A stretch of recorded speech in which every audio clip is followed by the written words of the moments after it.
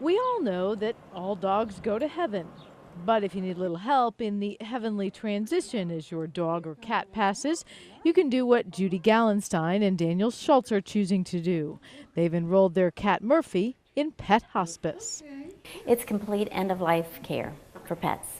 Gallenstein called Tammy Wynn, the owner of Angel's Paws, after Murphy's veterinarian said there was little that could be done for Murphy.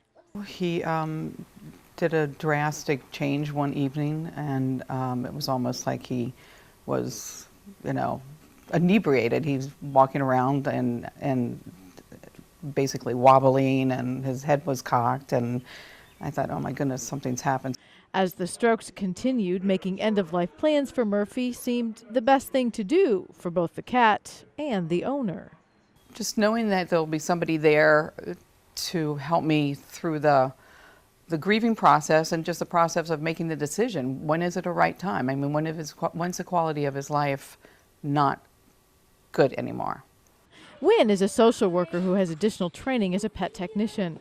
Angel's Paws is one of the first complete end-of-life care centers for pets in the country.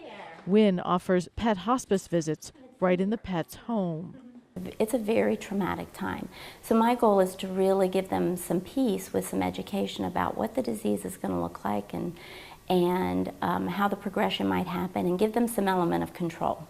Wynn's goal is to make pet hospice right on par with human hospice. She recognizes for those such as Gallenstein and Schultz, Murphy and their second cat, Bubba, are part of the family. Oh, he is my family.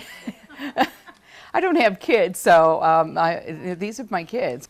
These were my first babies, and I know it's just going to be heartbreaking to, have to lose them at some point, but I have to be realistic, and, they are getting older. That's the same thing that Sherry McCoy and her husband Joshua thought when they needed help when their Rottweiler Pete was diagnosed with cancer. We were given 2 months, and he actually made it 3 months. Both of them say that losing Pete in a dignified way allowed them to deal with their grief so that, of course, they could adopt another pet. They recently adopted Jake, a boxer. It helped because we were able to deal with some of that grief diagnosis, so it was a much easier transition that way. Wynn says she's accomplished one of the missions of Angel's Paws when a family is able to adopt another pet, because she knows that means. And while it was hard, it wasn't the hardest thing that they've ever done, so that they can open their homes and hearts to another pet sooner than later. Judy Gallenstein says she feels grateful that she has a guide and a friend in Tammy Wynn to help her through a tough time.